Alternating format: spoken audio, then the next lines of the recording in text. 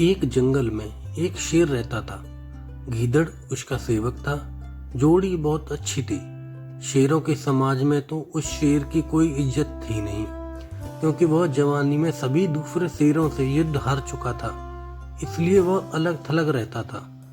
उसे गीदड़ जैसे चमचे की सख्त जरूरत भी थी, जो 24 घंटे उसकी चमचागिरी करता रहे। गीदड़ को बस खाने का जुगाड़ चाहिए था। पेट भर जाने पर गीदड़ उस शेर की वीरता के ऐसे गुणगान करता कि शेर का सीना फूलकर 2 गुना चौड़ा हो जाता। एक दिन शेर ने एक बिगड़ल जंगली सांड का शिकार करने का साहस कर डाला। सांड बहुत शक्तिशाली था। उसने लात मारकर शेर को दूर फेंक दिया। जब वो उठने को हुआ तो सांड ने फां करते हुए शेर को सींगों से एक पेड़ के साथ में रगड़ दिया। किसी तरह शेर जान बचाकर भागा। शेर सींगों की मार से काफी जख्मी हो गया था। कई दिन बीते, परंतु शेर के जख्म ठीक होने का नाम नहीं ले रहे थे। ऐसी हालत में वह शिकार नहीं कर सकता था। स्वयं शिकार करना गीदड़ के बस का था नहीं। दोनों के भूखों मरने की नौबत आ गई।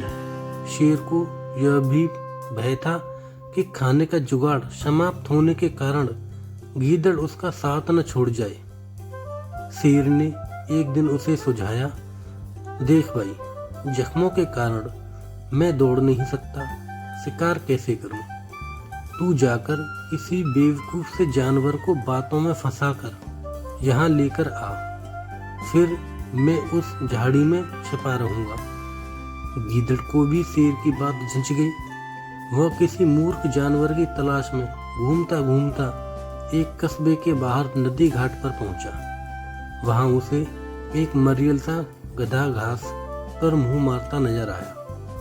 वह शकल से ही बेवकूफ लग रहा था। गीदड़ गधे के निकट जाकर बोला, पाए लागू चाचा जी, बहुत कमजोर हो गए हो, क्या बात है?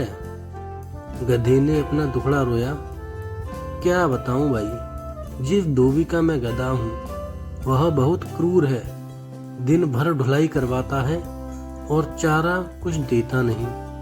गीदड़ ने उसे न्योता दिया, चाचा मेरे साथ जंगल चलो ना आप, वहाँ बहुत हरी भरी घास है, खूब चरना, तुम्हारी सेहत बन जाएगी। गधे ने कान फड़फड़ाए, राम राम, मैं जंगल में कैसे रहूंगा? जंगली जानवर मुझे खा जाएंगे। चाचा तुम्हें शायद पता नहीं कि जंगल में एक बगुला भगत जी का सत्संग हुआ था। उसके बाद सारे जानवर शाकाहारी बन गए हैं। अब कोई किसी को नहीं खाता। गीदड़ बोला और कान के पास मुंह में ले जाकर दाना फेंका। चाचू, पास के कस्बे से बेचारी गधी भी अपने धोबी मालिक के अत्याचारों से तंग आकर जंगल में आ गई थी। वहाँ हरी हरी घास खाकर वह खूब लहरा गई है। तुम उसके साथ घर बसा लेना। गधे के दिमाग पर हरी हरी घास और घर बसाने के सुनहरे सपने छाने लगे। वह गीदड़ के साथ जंगल की ओर चल दिया। जंगल में गीदड़ गधे की उसी झाड़ी के पास ले गया जिसमें शेर छिपा बैठा था। इससे पहले कि शेर पंजा मारता, गधे को झाड़ी में शेर की नीली बत्तियों की तरह चमकती आंखें नजर आ गई थीं। वह डरकर उछला। गधा भागा और भागता ही गया। शेर बुझे स्वर में गीदड़ से बोला, भाई इस बार मैं तैयार नहीं था, तुम उसे दोबारा लाओ। गीदड़ दोबारा उस गधे की तलाश में कस्बे में पहुंचा। उसे देखते ही बोला, चाचा तुमने तो मेरी नाक कटवा दी, तुम अपने दुल्हन से डरकर भाग गए। उस झाड़ी में मुझे 2 चमकती आंखें दिखाई दी थीं, जैसे शेर की होती हैं। मैं भागता न तो क्या करता? गधे ने गीदड़ से शिकायत की। गीदड़ झूठ मूठ माथा पीट कर बोला, चाचा ओ चाचा, तुम भी निरे मूर्ख हो। उस झाड़ी में तुम्हारी दुल्हन थी। जाने कितने जन्मों से वह तुम्हारी राह देख रही थी। तुम्हें देखकर उसकी आंखें चमक उठी तो तुमने उसे शेर समझ लिया। गधा बहुत लज्जित हुआ।